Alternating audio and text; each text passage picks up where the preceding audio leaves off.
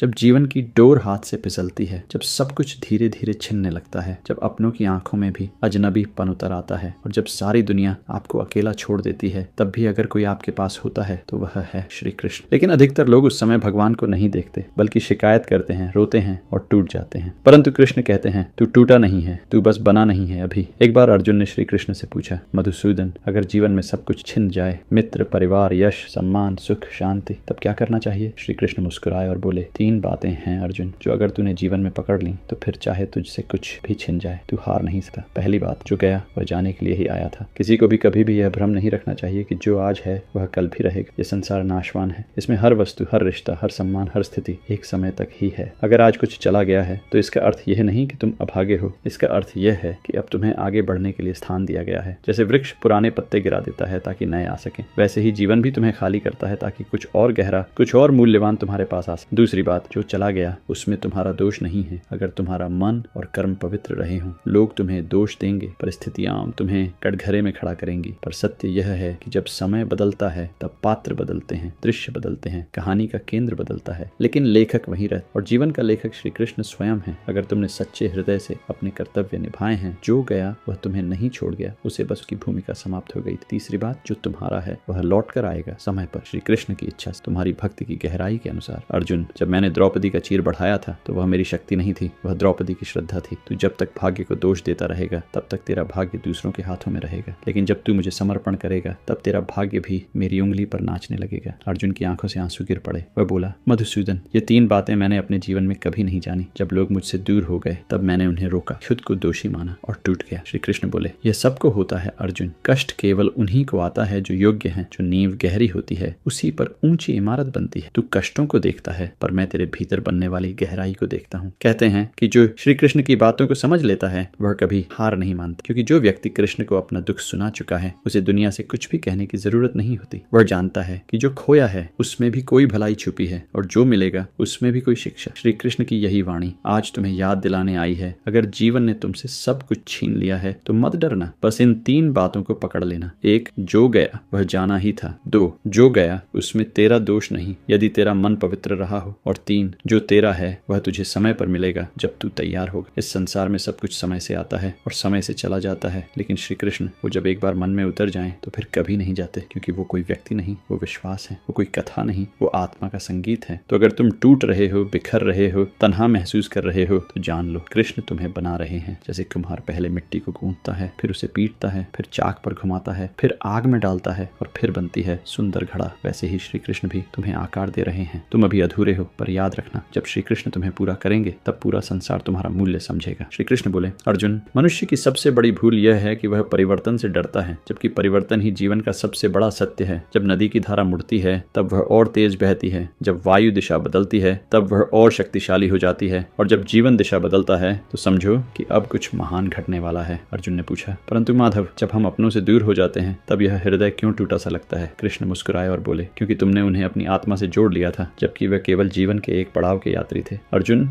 रिश्ते सिर्फ साथ निभाने के लिए नहीं होते। कुछ रिश्ते आते हैं तुम्हें तोड़ने के लिए, ताकि तुम खुद को नया बना सको। कुछ आते हैं सिर्फ ये सिखाने कि तुमने किसे कितना चाहा और किसे कितना अपने आप में खो दिया। तभी अर्जुन ने एक और प्रश्न किया, क्या ऐसा हो सकता है कि जो आज मुझे तोड़ गया वही कल लौट कर आए? श्री कृष्ण ने बड़े धैर्य से कहा, हाँ अर्जुन, ऐसा हो सकता है, लेकिन तब तक तुम्हें स्वयं इतना संपूर्ण बनना होगा कि जब वह लौटे तो तुम्हें देखकर पछतावे में डूब जाए, और यदि वह न लौटे तो भी तुम्हारा जीवन उससे कहीं अधिक सुंदर बन जाए। यही है आत्मनिर्भर, यही है सच्ची भक्ति, जब तेरा पूरा अस्तित्व मेरे होने से जुड़ जाए, न कि किसी और की उपस्थिति से। अर्जुन ने सिर झुका लिया, उसका मन शांति से भर गया था। वह अब भी टूटा हुआ था, पर अब उसे अपने टूटने में भी अर्थ दिख रहा था। श्री कृष्ण बोले, मनुष्य का सबसे बड़ा शत्रु उसका भ्रम है कि सब कुछ उसके नियंत्रण में है, जबकि मैं कहता हूँ तू सिर्फ कर्म कर, परिणाम मुझ पर छोड़ दे। अगर कुछ गया है तो वह तुझसे बेहतर किसी के पास गया है, और अगर तुझसे कुछ लिया गया है तो उसके स्थान पर कुछ उच्चतर आने वाला है। तब अर्जुन बोला, हे गोविंद, क्या ऐसा नहीं हो सकता कि जीवन में कोई ऐसा मोड़ आए जहाँ न कोई अपना रहे न कोई सहारा? कृष्ण बोले, वो मोड़ ही सबसे पवित्र होता है, क्योंकि वहीं से आत्मा को अपने मूल स्रोत की याद आती है, वहीं से मनुष्य मुझसे जुड़ता है, वहीं से उसके भीतर का विराट जन्म लेता है। जब तू किसी का नहीं रहता तब तू मेरा हो जाता है, और जब तू मेरा हो जाता है तब तुझे दुनिया की कोई चीज छू नहीं सकती, न दुख, न हार, न वियोग। श्री कृष्ण की ये बातें हवा में नहीं थी, ये वो गूढ़ सत्य थे जो आत्मा को सीधा छू जाते हैं। कहते हैं, जब भी जीवन कठिन हो जाए, जब कोई रास्ता न दिखे, जब आंखों के सामने सिर्फ अंधेरा हो, तो मन में कृष्ण का नाम लो और अपने आप से बस इतना कहो, शायद मैं अब खुद नहीं जानता कि क्या करना है, पर मुझे विश्वास विश्वास है कि कृष्ण जानते हैं। बस यहीं से चमत्कार शुरू होता है। जब तुम अपनी समझ छोड़ देते हो और प्रभु के ज्ञान को स्वीकार करते हो, जब तुम नियंत्रण छोड़ते हो और समर्पण करते हो, तब जीवन नया रंग लेता है। तब जो गया उसकी जगह वो आता है, तुम्हारे लिए रचा गया है। और श्री कृष्ण कभी किसी को आधा नहीं देते, वो जब भी देते हैं पूर्णता के साथ देते हैं। तो यदि तुम जीवन में उस मोड़ पर हो जहाँ सब कुछ छिन गया है, जहाँ ना कोई साथ है ना कोई दिशा, तो आज बस 3 बातें अपने दिल में बसा लो। 1, जो गया वह समय का हिस्सा था, वह तुम्हारा स्वभाव नहीं था। 2, जो गया वह तुम्हारी हार नहीं, तुम्हारी यात्रा का एक पड़ाव था। और 3, जो आने वाला है वह इतना सुंदर है कि जो गया उसका जाना आशीर्वाद बन जाएगा। श्री कृष्ण तब तक तुम्हें नहीं देंगे जो तुम मांग रहे हो, जब तक तुम उसके लायक न बन जाओ, पर जब वह देंगे तब वह तुम्हारे सारे पुराने घावों पर मरहम बन जाएगा। इसलिए रो नहीं, बस स्वयं को कृष्ण को सौंप दो। तुम नहीं जानते कि कल क्या होगा, पर श्री कृष्ण जानते हैं, और वह जो जानते हैं वह तुम्हारे लिए ही है। बस उस पर भरोसा रख। श्री कृष्ण शांत स्वर में बोले, अर्जुन, यदि जीवन एक लहर है तो दुख उसका उतार है और सुख उसका चढ़ाव। पर यह लहर तभी सुंदर है जब तू डरता नहीं, जब तू बहाव में बहता नहीं, बल्कि मेरे साथ उस लहर के ऊपर खड़ा होता है। अर्जुन बोला, परंतु माधव, कभी कभी ऐसा लगता है जैसे सांस भी भारी हो गई हो, जैसे सब कुछ छिन जाने के बाद अब कुछ शेष नहीं बचा। श्री कृष्ण ने उत्तर दिया, जो कुछ शेष नहीं बचा वही तुम्हारे निर्माण की नींव है। तब तक सब पास होता है, तब तक मनुष्य अहंकार में जीता है, लेकिन जब सब छिन जाता है तब वह पहली बार विनम्र होता है। और वही क्षण है जब मैं उसके सबसे निकट होता हूँ। अर्जुन चुपचाप सुनता रहा। श्री कृष्ण आगे बोले, तेरा दुख ही तेरा शिक्षक है। तुझे जो तकलीफें मिल रही हैं वे तेरी आत्मा को तराश रही हैं। जैसे शिल्पकार पत्थर पर चोट करता है, वैसे ही मैं तेरे जीवन को आकार दे रहा हूँ। जो तुझसे छिना है उसका अफसोस मत कर, क्योंकि जो आ रहा है वो कहीं अधिक मूल्यवान है। अर्जुन की आंखों से आंसू बह रहे थे, लेकिन इन आंसुओं में अब पीड़ा कम थी, समझ अधिक थी। कृष्ण ने धीरे से कहा, जब तुम रोते हो तब मैं भी मौन होकर तुम्हें देखता हूँ, तुम्हारी पीड़ा को स्वयं में समेट लेता हूँ, पर मैं तुम्हारे आंसू नहीं पहुँचता, क्योंकि ये आंसू तुम्हें भीतर से निर्मल कर रहे हैं। जैसे गंगा सब पापों को धो देती है, वैसे ही तुम्हारे ये अश्रु तुम्हारी आत्मा को पवित्र कर रहे हैं। अर्जुन ने कहा, हे केशव, क्या इस जीवन में भक्ति केवल दुख से ही गुजरती है? श्री कृष्ण बोले, भक्ति दुख से नहीं, समर्पण से गुजरती है। दुख तो एक अवसर है जहाँ तुम्हारा झूठा बल टूटता है और तेरा असली बल जागता है। अर्जुन, याद रख, जब तू सबसे कमजोर दिखता है तब तू मेरे सबसे पास होता है, और जब तू मेरे सबसे पास होता है तब तेरे जीवन में चमत्कार की शुरुआत होती है। जो छूट गया है उस पर मत रो, वह इसलिए गया क्योंकि अब वो तेरे विकास में बाधा बन गया था। मैंने उसे लिया कि तुझे मुक्त कर सकूं, और जो तुमसे दूर हुआ है वो शायद इसलिए गया ताकि तुझे खुद के और मेरे निकट ला सके। अर्जुन अब भीतर से शांत हो रहा था, जैसे किसी ने उसके मन के तूफान को धीरे धीरे थाम लिया हो। श्री कृष्ण बोले, ये संसार तुम्हें बार बार तोड़ेगा, यह लोग तुम्हें बार बार गलत समझेंगे, पर तुझे मेरी वाणी नहीं छोड़नी चाहिए, क्योंकि जब तू थक जाएगा, जब तू हार मान लेगा, तब मेरी ही आवाज तुझे फिर से खड़ा करेगी। जो लोग तुझे छोड़कर चले गए हैं उनके लिए भी आभार रख, क्योंकि उनके जाने से ही तुझे मेरे पास आने का अवसर मिला है। और जब तू मेरे पास आता है तो फिर किसी और का जाना तुझे दुख नहीं देता, क्योंकि तू जान जाता है कि सबसे स्थायी साथ केवल मेरा है। श्री कृष्ण की बातों में वो शक्ति थी जो आत्मा को थाम ले, जो टूटी सांसों में भी विश्वास भर दे। जब इंसान अपने सबसे अंधेरे समय से गुजर रहा होता है तब वह किसी और से नहीं, केवल उस ईश्वर से एक संकेत चाहता है कि मैं तुम्हारे साथ हूँ। और श्री कृष्ण वही संकेत हैं, वो तुम्हारी टूटी प्रार्थनाओं का उत्तर है, वो तुम्हारी चुप रातों के मौन साथी हैं, वो वही हैं तब भी तुम्हें थामते हैं जब तुम गिरना चाहो। इसलिए यदि आज तुम्हारे जीवन में सब कुछ बिखर रहा है, यदि अपनों ने मुंह मोड़ लिया है, यदि प्रयासों के बाद भी कुछ फल नहीं मिल रहा, तो जान लो तुम अधूरे नहीं हो, तुम बन रहे हो, और जो बनता है वह पहले बिखरता है। तुम मत रो, मत थको, मत डगमगाओ, बस एक बार हृदय से श्री कृष्ण को पुकारो, और फिर देखो जो हाथ जोड़ते हैं भक्ति में वे धीरे धीरे इस संसार के बंधनों से मुक्त हो जाते हैं। कृष्ण को पाने के लिए बस इतना चाहिए, एक निर्मल हृदय, एक सच्चा आंसू और एक पूर्ण समर्पण। श्री कृष्ण अब मौन थे। अर्जुन उन्हें अपलक निहार रहा था। वह समझ चुका था कि जीवन की सबसे बड़ी विजय संसार पर नहीं, स्वयं पर होती है, और स्वयं पर विजय तभी मिलती है जब मन पूर्णतः ईश्वर को सौंप दिया जाए। थोड़ी देर बाद कृष्ण बोले, अर्जुन, एक दिन ये देह भी छूट जाएगी, ये रिश्ते भी, ये नाम भी, ये पहचान भी, तब केवल 2 चीजें शेष रहेंगी, तेरी आत्मा और तुझमें मेरा स्थान। इसलिए जो आज जा रहा है उस पर रो मत, वो सब तुझसे वैसे भी एक दिन छिनने वाला था, लेकिन अगर तू मुझे खो देगा तो सचमुच सब कुछ खो देगा। अर्जुन ने धीरे से कहा, हे वासुदेव, तब मुझे वो दे दो जो कभी छिने नहीं, जो अमर हो, जो मेरे साथ जन्मों जन्मों तक चले। कृष्ण ने मुस्कुराकर कहा, वो तू पहले ही पा चुका है अर्जुन। जब तूने अपना मन मुझ में स्थिर कर लिया, अब तू चाहे संसार में रहे या वनवास में, चाहे यश में डूबा हो या अकेलेपन में, मैं तेरे भीतर रहूंगा। और जहां मैं हूं वहां अभाव नहीं होता, जहां मैं हूं वहां डर नहीं होता, जहां मैं हूं वहां केवल प्रेम होता है। फिर कृष्ण ने अपनी आंखें बंद की और एक क्षण को जैसे संपूर्ण ब्रह्मांड शांत हो गया। अर्जुन ने महसूस किया जैसे उसके भीतर कोई दीपक जल उठा हो, वह दीपक जो न हवा से बुझता है न दुखों से, वह जो एक बार जल जाए तो आत्मा को आलोकित कर दे। कृष्ण बोले, तेरी समस्या कभी यह नहीं थी कि तू हार रहा है, तेरी समस्या यह थी कि तू मुझे भूल गया था। जो व्यक्ति मुझे स्मरण करता है उसके पास चाहे कुछ न हो फिर भी वह पूर्ण होता है, और जो मुझे भूल जाए उसके पास सब कुछ हो फिर भी वह रिक्त होता है। अर्जुन, मैं कोई चमत्कारी शक्ति नहीं हूँ जो केवल मंदिरों में मिलती हो। मैं तेरे आंसुओं में हूँ, तेरे मौन में, तेरी टूटती सांसों में, तेरे अंतिम सहारे में। तू बस मुझे पुकार, और फिर देख मैं कैसे तेरे भीतर से उठता हूँ तेरी डहती दुनिया को थामने। अब अर्जुन कुछ न बोल सका, उसकी आंखें भीग गई थीं, पर वो आंसू अब डर या दुख के नहीं थे। वो आंसू थे एक ऐसे मिलन के जो आत्मा से परमात्मा तक की यात्रा में पहली बार घटा हो। श्री कृष्ण अब अंतिम बात कहने को तैयार थे। उन्होंने अर्जुन से कहा, अब अगर जीवन तुझसे कुछ और भी छीन ले तो तू बस मुस्कुरा देना, क्योंकि अब तू जान चुका है जो तेरा सच्चा साथी है वह न तेरे पास आता है न तुझसे जाता है, वह तेरे भीतर जन्म से ही था और वही मैं हूँ। अब तुझे किसी की जरूरत नहीं, क्योंकि अब तू खुद के साथ रहना सीख गया है, और जब कोई खुद के साथ रहना सीख जाए तब प्रभु स्वयं उसकी संगति में बैठते हैं। अर्जुन ने दोनों हाथ जोड़ लिए। उसने कोई प्रार्थना नहीं की, कोई वरदान नहीं मांगा, उसने सिर्फ एक मौन में डूबा प्रण लिया। अब चाहे जीवन में कुछ भी हो जाए वह कभी कृष्ण को नहीं भूलेगा, और जो व्यक्ति श्री कृष्ण को याद रखना सीख जाए उसका जीवन चाहे जितना भी कठिन हो उसका अंत हमेशा प्रकाश में होता है, क्योंकि कृष्ण अंधकार से उजाले की ओर ले जाने वाले वो दीपक हैं जो एक बार जल जाएं पूरी आत्मा को रोशन कर देते हैं। तो अगर आज तुम भी किसी ऐसी रात से गुजर रहे हो जहाँ कोई उम्मीद नहीं दिख रही, तो जान लो कृष्ण तुम्हारे पास हैं। वो तुम्हारी टूटी प्रार्थनाओं को सुन रहे हैं, वो तुम्हारी थकी आत्मा को थाम रहे हैं। तुम बस यह याद रखना, जो गया वो समय का हिस्सा था, जो आया वह जीवन का हिस्सा है, और जो अभी नहीं आया वह श्री कृष्ण के हिस्से में है। और वह जब आएगा तो तुम्हारा हर दुख, हर इंतजार, हर आंसू एक सुंदर उत्तर बन जाएगा। श्री कृष्ण धीरे धीरे चलते हुए अर्जुन के पास आए। उन्होंने अर्जुन के कंधे पर हाथ रखा। अर्जुन की आंखें बंद थीं और उसके भीतर जैसे कोई तूफान शांत हो चुका था। अब कोई प्रश्न शेष नहीं था, अब कोई शिकायत नहीं थी, अब सिर्फ मौन था। और उस मौन में श्री कृष्ण का स्पर्श। कृष्ण बोले, अर्जुन तेरी यात्रा अब भी समाप्त नहीं हुई, वह अब प्रारंभ हो रही है। अब तू जान चुका है कि संसार बदलता है पर मैं नहीं बदलता। अब तू जान चुका है कि जो चला गया वह समय का हिस्सा था, और जो आया वह मेरी इच्छा से आया। अब तू जान चुका है कि शांति बाहर नहीं भीतर होती है। जहाँ मैं हूँ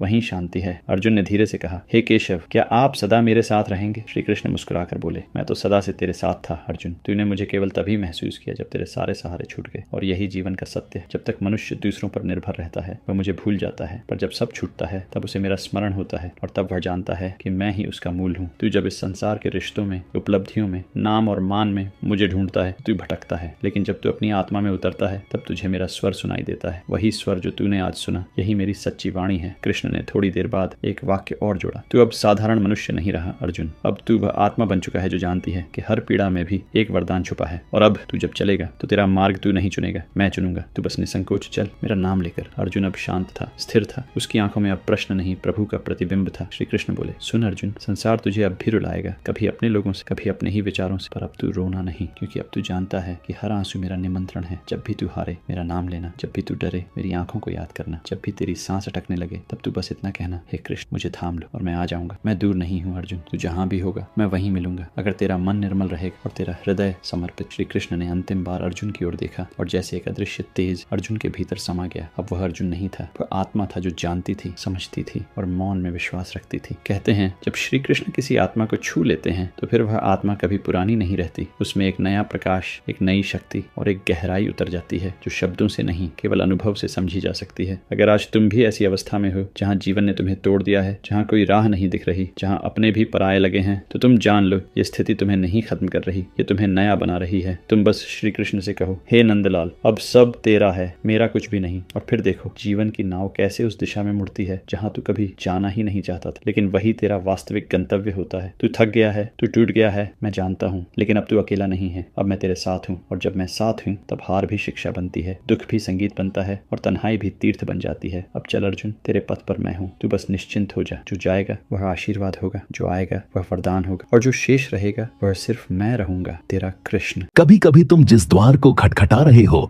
वह तुम्हारे लिए बना ही नहीं, और ईश्वर तुम्हें उस द्वार से दूर कर रहा है, क्योंकि वह तुम्हारे लिए एक नया दरवाजा खोलना चाहता है। लेकिन तुम सुनते नहीं, क्योंकि तुम आशाओं की आवाज में उलझे हो। तुम समझते नहीं, क्योंकि तुम्हारा अहंकार तुम्हारी दृष्टि को ढक देता है। ईश्वर तब बोलता है जब तुम मौन हो जाते हो। तुम जितना ज्यादा बोलते हो उतना कम समझते हो। हर वह चीज जो तुम्हें विचलित करती है वह तुम्हारी परीक्षा नहीं, तुम्हारा आईना है। जो चीज तुम्हें परेशान करती है वही चीज तुम्हारे भीतर अभी अधूरी है। दूसरों को बदलना छोड़ दो, स्वयं को बदलो। संसार अपने आप बदलता नजर आएगा। तुम्हारे दुख की जड़ यह नहीं कि तुम्हारे पास क्या नहीं है, बल्कि यह है कि तुम क्या होना चाहते थे और जो हो उसे स्वीकार नहीं कर पा रहे। स्वीकारोक्ति ही सबसे बड़ा उपचार है। जो है उसे अपनाओ, और जो नहीं है उसके लिए संघर्ष मत करो, बल्कि समर्पण करो। समर्पण कोई हार नहीं, बल्कि यह वो शक्ति है जहां तुम अपने अस्तित्व को व्यापकता से जोड़ते हो। जो स्वयं को जीतता है उसे कोई बाहर से हरा नहीं सकता।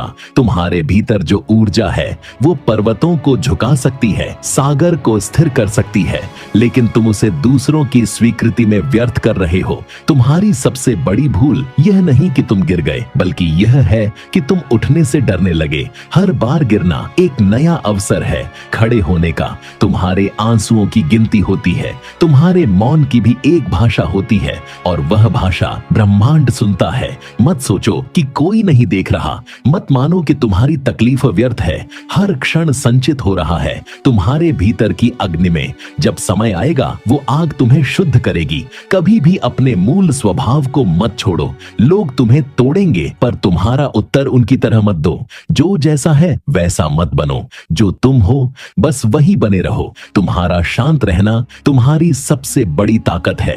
हर समस्या का हल तुरंत नहीं मिलता, कभी कभी हल समय होता है। जो चीज जितनी जल्दी आए वो उतनी ही जल्दी चली जाती है। सच्चा प्रेम धीरे धीरे आता है, गहराई से आता है और जीवन भर ठहरता है। तुम्हें प्रेम इसीलिए मिला था ताकि तुम खुद को देख सको। तुम्हारा गुस्सा इसीलिए आया ताकि तुम अपने भीतर की आग को पहचान सको। हर भाव तुम्हारी आत्मा से संवाद कर रहा है। सुनो, तुम्हारा दिल क्या कहता है, बोलो। तुम्हारी आत्मा क्या मांगती है, भीतर की आवाज को मत दबाओ। वही तुम्हारा मार्ग है। तुम दूसरों को कितना भी समझा लो, अगर तुम खुद से झूठ बोल रहे हो तो कोई रास्ता नहीं खुलेगा। ईमानदारी सबसे पहले स्वयं से होनी चाहिए। जो छल करता है वह खुद के लिए सबसे बड़ा शत्रु बनता है।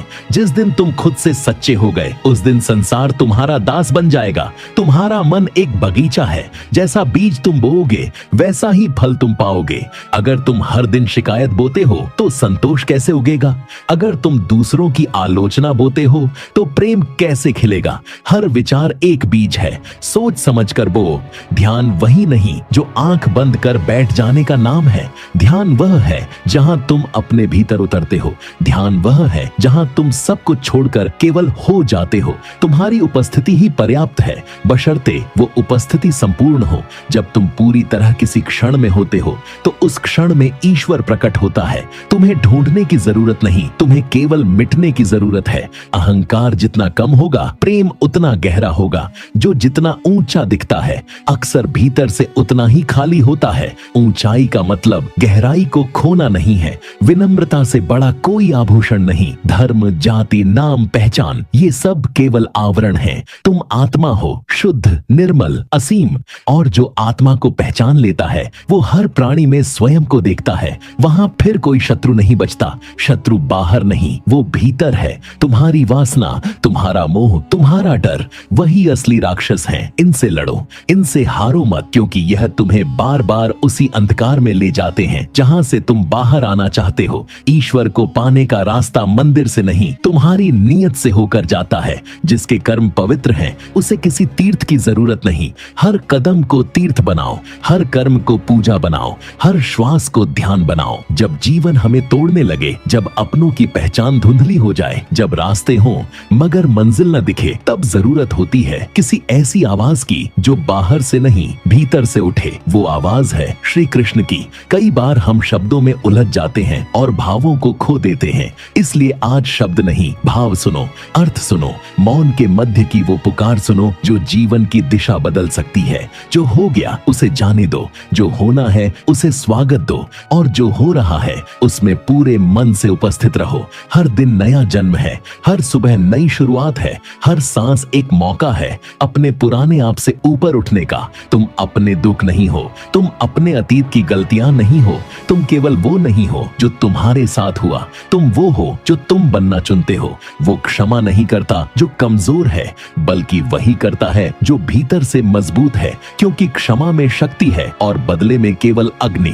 अगर तुम्हारा मन स्थिर नहीं तो संसार कितना भी शांत हो तुम्हें केवल शोर ही सुनाई देगा। मन को जीतने वाला दुनिया को जीतने वाले से कहीं अधिक विजेता होता है, क्योंकि जो अपने भीतर का युद्ध हार गया वो बाहर कुछ भी जीत ले, वो असल में हार गया। बातों से बड़ा मौन होता है। जो व्यक्ति मौन में जीना सीख गया वो संसार के सभी उत्तर पा लेता है। लोग बदलते हैं, परिस्थितियां बदलती हैं, पर तुम स्वयं को मत खो। तुम्हारे पास जो है वो उतना ही है जितना इस क्षण में चाहिए, पर तुम उसका मूल्य नहीं जानते क्योंकि तुम व्यस्त हो उसके पीछे जो तुम्हारे पास नहीं है। ध्यान दो, जो हाथ से चला गया वो कभी तुम्हारा था ही नहीं, और जो तुम्हारा है वो लौट कर आएगा किसी भी रूप में। जो नहीं मिल रहा उसका शोक मत करो, जो है उसकी कद्र करना सीखो, क्योंकि जो आज है वो कल भी नहीं रहेगा। तुम्हारे भीतर प्रकाश है पर तुम अपनी ही छाया से डरते हो। तुम जिसको पकड़ कर बैठे हो वही तुम्हारे दुख का कारण है।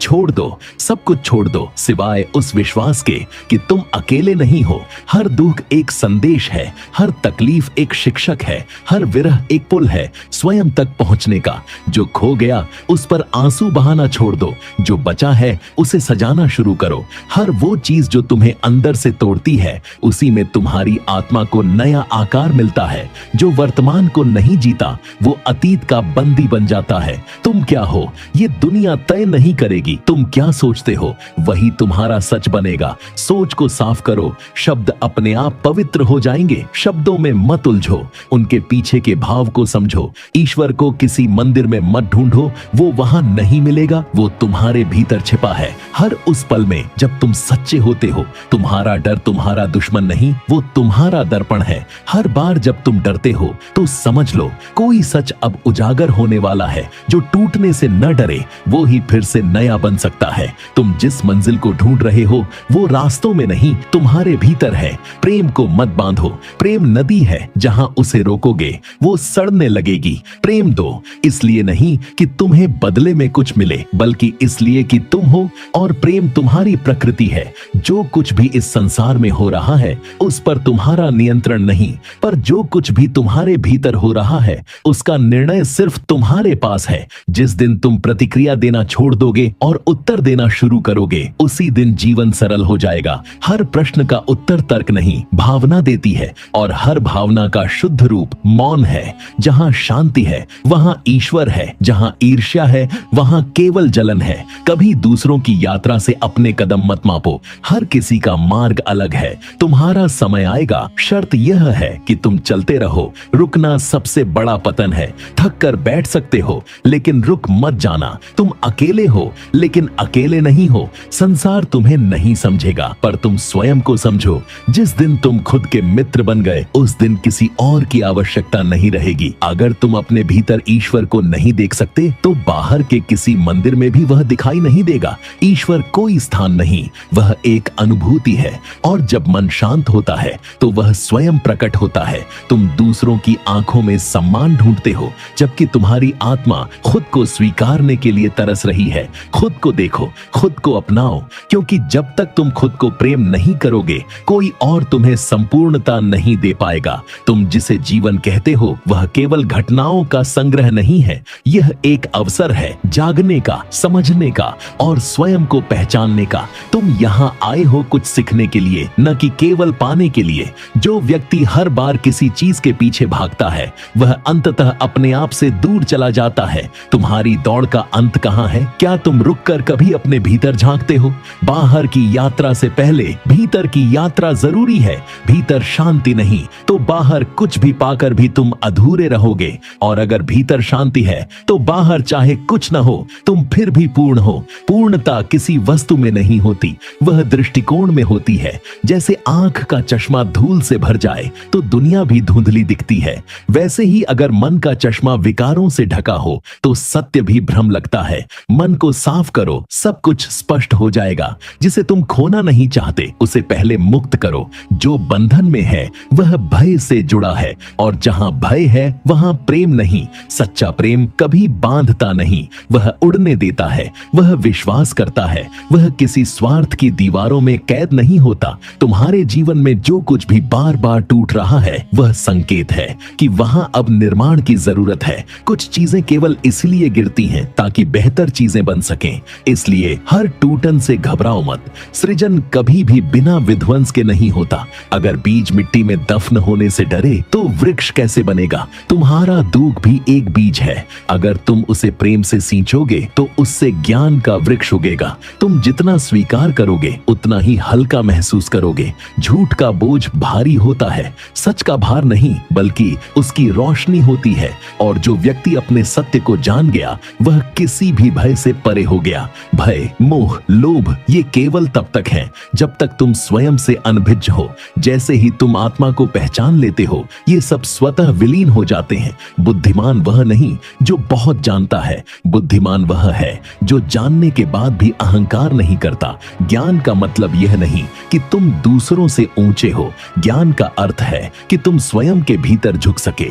हर बार जब तुम नम्र हो जाते हो तब तुम ईश्वर के निकट होते हो। वाणी मधुर नहीं तो सत्य भी कटु लगता है, और वाणी कटु हो तो प्रेम भी छिप जाता है। बोलने से पहले ठहरो, सोचो क्या जो तुम कहने जा रहे हो वो जरूरी है, वो किसी का भला करेगा। अगर नहीं तो मौन रहना ज्यादा पवित्र है। मौन केवल चुप्पी नहीं होता, यह एक संवाद है जो आत्मा से आत्मा के बीच होता है। सत्य को कहने से मत डरो, लेकिन उसे कहने का तरीका भी उतना ही महत्वपूर्ण है। कठोर सत्य भी कोमलता से कहो, वह हृदय में उतर जाएगा। कभी भी किसी की पीठ पीछे वह मत कहो जो तुम उसके सामने नहीं कह सकते, और किसी के सामने भी वह मत कहो जो उसके हृदय को तोड़ दे, क्योंकि शब्दों के घाव शरीर पर नहीं आत्मा पर होते हैं। कर्म ही पूजा है, लेकिन कर्म वही सच्चा है जो बिना फल की इच्छा के किया जाए। जब तुम केवल इस कारण से अच्छा काम करते हो कि बदले में तुम्हें कुछ मिले, तो वह सौदा है, सेवा नहीं। कर्म निष्काम हो तो वह तपस्या बनता है। जो तप करता है वह संसार को नहीं, अपने भीतर के राक्षसों को जलाता है। हर साधना का उद्देश्य केवल एक है कि तुम अपने सत्य रूप से जुड़ सको। तुम किसी और को नहीं बदल सकते, तुम केवल स्वयं को बदल सकते हो। और जब तुम बदलते हो तो सारी दुनिया तुम्हारे प्रति बदल जाती है। यह संसार तुम्हारा दर्पण है। जैसे भाव तुम भीतर रखोगे वैसा ही दृश्य तुम्हें बाहर मिलेगा। अगर तुम्हारा हृदय करुणा से भरा है तो तुम क्रूरता में भी सौंदर्य देख लोगे, लेकिन अगर भीतर द्वेष है तो फूल में भी कांटे ही नजर आएंगे। हर अनुभव तुम्हें कुछ सिखाने आता है। अगर तुम सीख गए तो वह वरदान बन जाता है, और अगर तुम केवल दुख मानकर रोते रहे तो वह पीड़ा बन जाती है। दृष्टि बदलो, दृष्टिकोण बदल जाएगा, और जब दृष्टिकोण बदलता है तो वही जीवन जो कभी बोझ लगता था एक वरदान बन जाता है। मृत्यु तुम्हारा अंत नहीं है, वह तो केवल परिवर्तन है। जिस तरह एक दीपक बुझता नहीं बल्कि हवा उसे किसी और दिशा में बहा ले जाती है, उसी तरह आत्मा मरती नहीं, वह केवल शरीर बदलती है। तुम्हें डर उस चीज का है जिसे तुम कभी समझे ही नहीं। मृत्यु से डरो मत, उस दिन से डरो जब तुमने सच बोलने से डरना शुरू किया। उस क्षण से डरो जब तुमने अपने भीतर की आवाज को अनसुना किया, क्योंकि मृत्यु तो केवल एक बार आती है, लेकिन आत्मा के सत्य को दबाना हर दिन एक छोटी मृत्यु है। जब तक तुम स्वयं को नहीं पहचानते तब तक तुम्हारा हर निर्णय किसी और के भय में लिया गया होता है, और जहां भय है वहां प्रेम नहीं। प्रेम वही है जहां तुम मुक्त हो, जहां तुम किसी से बंधे नहीं लेकिन फिर भी उसके लिए समर्पित हो, जहां तुम कुछ पाने की आशा में नहीं बल्कि कुछ देने की तृप्ति में जीते हो। ईश्वर को पाना कोई मंजिल नहीं, वह एक अवस्था है। जब तुम भीतर से शांत हो जाते हो, जब तुम स्वीकार करना सीख लेते हो, जब तुम समर्पण कर देते हो, वहीं ईश्वर उतर आता है। वह मंदिरों में नहीं, वह तुम्हारी नीयत में है। तुम जितने निर्मल होगे वह उतना ही पास होगा। पर ईश्वर को पाने की चाह भी एक बंधन है। जिस दिन तुम उसे पाना छोड़ दोगे और बस होना स्वीकार कर लोगे, वह स्वयं प्रकट होगा। आत्मा को जानना केवल पढ़ने से नहीं होता, उसे जीना पड़ता है, और जो स्वयं को जी लेता है वह मृत्यु के पार चला जाता है। तुम जब अपने भीतर के झूठ से मुक्ति पा लेते हो तब सत्य तुम्हारा स्थायी घर बन जाता है, और जब सत्य में तुम स्थिर हो जाते हो तब यह संसार तुम्हारे लिए एक खेल बन जाता है। न युद्ध, न भय, न आशंका। सत्य को बोलना आसान नहीं, लेकिन उससे दूर रहना और कठिन है, क्योंकि हर बार जब तुम झूठ बोलते हो तुम अपनी आत्मा को थोड़ा थोड़ा मारते हो। हर वह क्षण जब तुम दूसरों को खुश करने के लिए अपने भीतर को दुखी करते हो वह आत्मघात है। तुम स्वयं के प्रति सच्चे रहो, क्योंकि अंतिम क्षणों में केवल एक सवाल उठेगा, क्या मैंने सच में जिया? तब वहां कोई और नहीं होगा, केवल तुम और तुम्हारा अंतःकरण। जो तुमने दूसरों के लिए किया उसका हिसाब संसार रखेगा, लेकिन जो तुमने खुद के लिए नहीं किया उसका हिसाब आत्मा लेगी। अपने जीवन को ऐसे मत जियो जैसे तुम्हें दूसरों से मान्यता चाहिए। जियो ऐसे जैसे ईश्वर तुम्हें देख रहा है, और वह देख रहा है। हर श्वास, हर विचार, हर मौन उसके पास दर्ज है। इसलिए जीवन को पूजा बनाओ। जब तुम कुछ भी करते हो, वो भोजन बनाना हो या किसी का हाथ पकड़ना, अगर वह समर्पण से किया गया है तो वह पूजा है। और जब तुम पूजा करते हो तो वहां समय रुक जाता है, वहां केवल शांति होती है, वहां केवल परमात्मा होता है। मोक्ष कोई स्थान नहीं है, वह तुम्हारे भीतर की स्थिति है। जब तुम कोई शिकायत नहीं रखते, जब तुम न परिणाम चाहते हो न प्रतिशोध, जब तुम केवल हो, वही मोक्ष है। संसार को छोड़ना आवश्यक नहीं, संसार से आसक्ति को छोड़ना जरूरी है। जब तुम्हारा मन बाहर की चीजों से बंधा न रहे, तब तुम भीतर के आनंद से जुड़ जाते हो। वहां फिर कोई कमी नहीं रहती। तुम्हारे पास जो कुछ है, अगर तुम उसमें संतोष पा जाओ तो वही स्वर्ग है। और तुम्हारे पास अगर सब कुछ है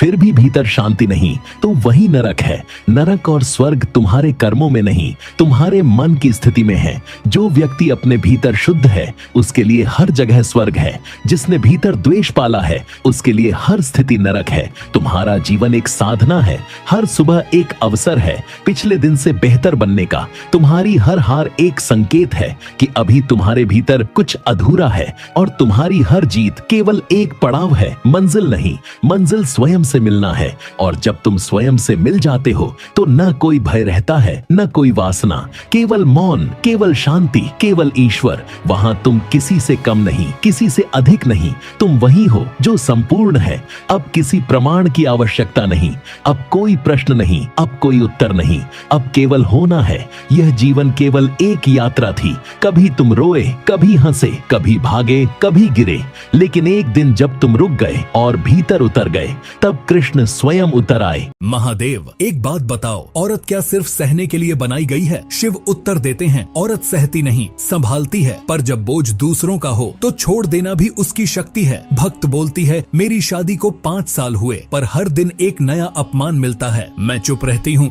तो कहते हैं मैं कमजोर हूँ, जवाब देती हूँ तो बोलते हैं जुबान तेज है। शिव उत्तर देते हैं, तेरी चुप्पी तेरी कमजोरी नहीं, वो तेरी गहराई का संकेत है। और जुबान की तेजी तेरे घावों की चीख है। भक्त बोलती है, सास कहती है, बेटी नहीं लाई, दहेज नहीं लाई। पति कहता है, शक्ल देखो अपनी, क्या रखा है तुम में। बोलो महादेव, क्या औरत का मूल्य सिर्फ चीजों से है? शिव उत्तर देते हैं, जिस घर में तेरी आत्मा नहीं देखी जाती वो घर नहीं, बाजार है। और तू कोई वस्तु नहीं, तू एक चलती हुई चेतना है। भक्त बोलती है, आज मैंने रोटी भी नहीं खाई, बेटा बीमार है। और सबको बस ताना देना आता है, कोई नहीं पूछता तू ठीक है या नहीं। शिव उत्तर देते हैं, तू जब तक खुद से ये सवाल नहीं पूछेगी, कोई और नहीं पूछेगा। जो खुद को भूले वो दूसरों की नजरों में मिट जाता है। भक्त बोलती है, तो क्या मैं खुद को ढूंढ लूं, पर कहां, कैसे? घर के काम, तानों और आंसुओं के बीच कहां से निकलूं? शिव उत्तर देते हैं, तेरा रास्ता किसी गली से नहीं, तेरे भीतर से निकलेगा। और वही सबसे लंबा रास्ता होता है, पर सबसे सच्चा भी। भक्त बोलती है, मुझे डर लगता है, अगर सब कुछ छोड़ दूं तो कहां जाऊंगी, कोई अपना नहीं दिखता। शिव उत्तर देते हैं, जिस दिन तू खुद को अपना मानेगी, उस दिन कोई और की जरूरत नहीं रहेगी। भक्त बोलती है, अगर मैं कुछ कहती हूँ तो लोग कहते हैं औरत होकर जुबान चला रही है, क्या औरत के पास बोलने का हक नहीं? शिव उत्तर देते हैं, जो गूंगी औरत चाहती हैं लोग, वो घर नहीं पिंजरा चाहते हैं, पर तू अगर बोले तो वो शब्द मेरी आवाज बन जाए। भक्त बोलती है, महादेव क्या आप मेरी सुनते हैं? शिव उत्तर देते हैं, मैं हर उस पुकार को सुनता हूँ जो दिल से निकली हो, और तेरी आवाज तो मेरे भीतर गूंज रही है। भक्त बोलती है, तो बताइए मैं क्या करूं? शिव उत्तर देते हैं, आज सिर्फ रो मत, आज सवाल भी मत कर, आज बस मुझे देख और खुद को देखती रह। भक्त बोलती है, और अगर मैं खुद को नहीं पहचान पाई तो? शिव उत्तर देते हैं, तब मैं खुद तुझ में उतर जाऊंगा। तेरे आंसू, तेरा मौन, तेरा दर्द सब मेरे ही रूप हैं। भक्त बोलती है, आप मेरे भीतर हैं। शिव उत्तर देते हैं, जहाँ तू सच्ची हो मैं वहाँ पहले से मौजूद हूँ। भक्त बोलती है, आज तो मैंने रोते रोते भगवान को भी थका दिया होगा। कहाँ हो आप महादेव? मैं यहाँ टूट रही हूँ और आप वहाँ मौन। शिव उत्तर देते हैं, मैं मौन नहीं, मैं तेरे भीतर हूँ, तेरे आंसुओं के पीछे खड़ा, तेरी हर सांस में बोलता हुआ। भक्त बोलती है, मैंने तो कभी आपकी कोई मूर्ति नहीं तोड़ी, फिर मेरी ये जिंदगी क्यों टूटी? शिव उत्तर देते हैं, क्योंकि तू खुद को मूर्ति समझ बैठी थी, सजाया गया, रखा गया, पूज लिया गया, पर किसी ने तेरी आत्मा नहीं देखी। भक्त बोलती है, मुझे लगता है जैसे मैं सिर्फ एक शरीर हूँ, कभी पत्नी, कभी बहू, कभी माँ, पर मैं कहाँ हूँ? शिव उत्तर देते हैं, तेरी सबसे बड़ी पहचान वही है जिसे तू रोज भूलती आई है। तू एक चेतना है, रोल निभाना जरूरी है, पर खुद को खो देना पाप है। भक्त बोलती है, तो क्या ये शादी, ये घर, ये जिम्मेदारियाँ सब जाल हैं?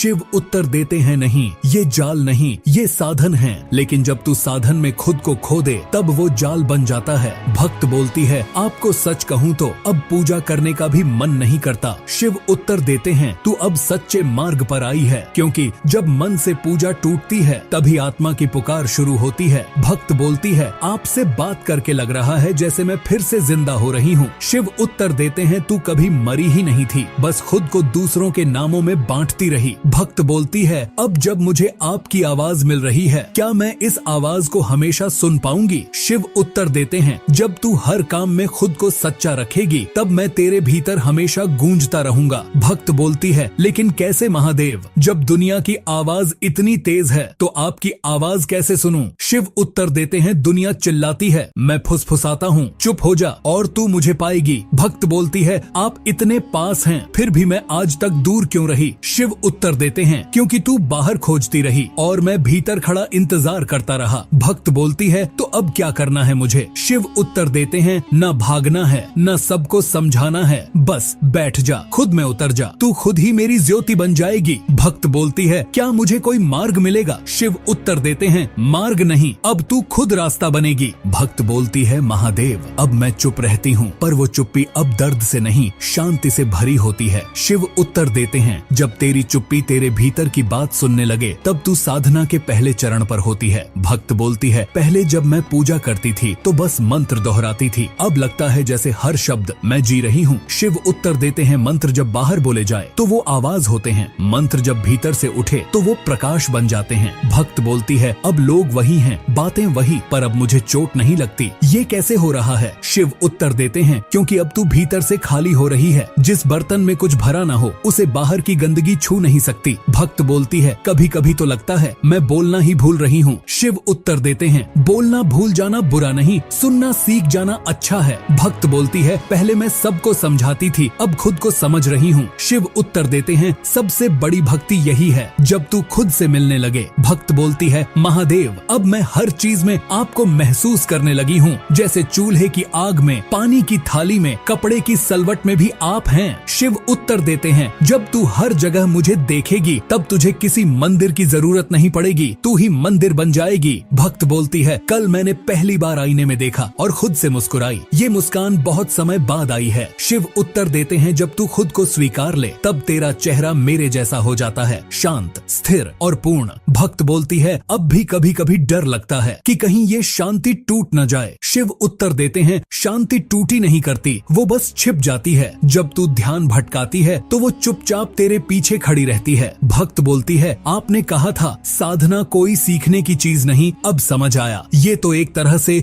भूलना है। शिव उत्तर देते हैं, भूल वही शक्तिशाली होता है जो तुझे तू बना दे, बाकी सब बोझ है। भक्त बोलती है, महादेव अब मैं घर में वही काम कर रही हूँ, पर अब वो बोझ नहीं लगते। शिव उत्तर देते हैं, क्योंकि अब तेरा काम भक्ति बन गया है, तू रोटी नहीं सेंक रही, तू ध्यान में तप रही है। भक्त बोलती है, ये ध्यान हमेशा कैसे टिकाऊ बनाऊं? शिव उत्तर देते हैं, हर काम को पवित्र मान, हर सोच को सच रख और हर सांस में मुझे बसाए रख। भक्त बोलती है, क्या अब मैं बदल गई हूँ? शिव उत्तर देते हैं, तू नहीं बदली, तू अब वो बन गई है जो तू हमेशा से थी। प्रकाश की स्त्री गौरी अब बदल चुकी है, वो अब भी उसी घर में है, उन्हीं कामों में लगी है, पर अब वह भीतर से निर्मल, स्थिर और शांत है। ससुराल वाले अब उसकी चुप्पी को कमजोरी नहीं समझते, पड़ोस की महिलाएं अब उसे सलाह पूछने आती हैं, वह अब दूसरों के जीवन में भी वही बन चुकी है जो कभी उसने खुद के लिए मांगा था। भक्त बोलती है, महादेव अब लगता है जैसे मैं कोई पुरानी कहानी नहीं, एक नया अध्याय बन रही हूँ। शिव उत्तर देते हैं, जब तू अपने दुख को किसी और की रोशनी बना दे तब तू सिर्फ स्त्री नहीं,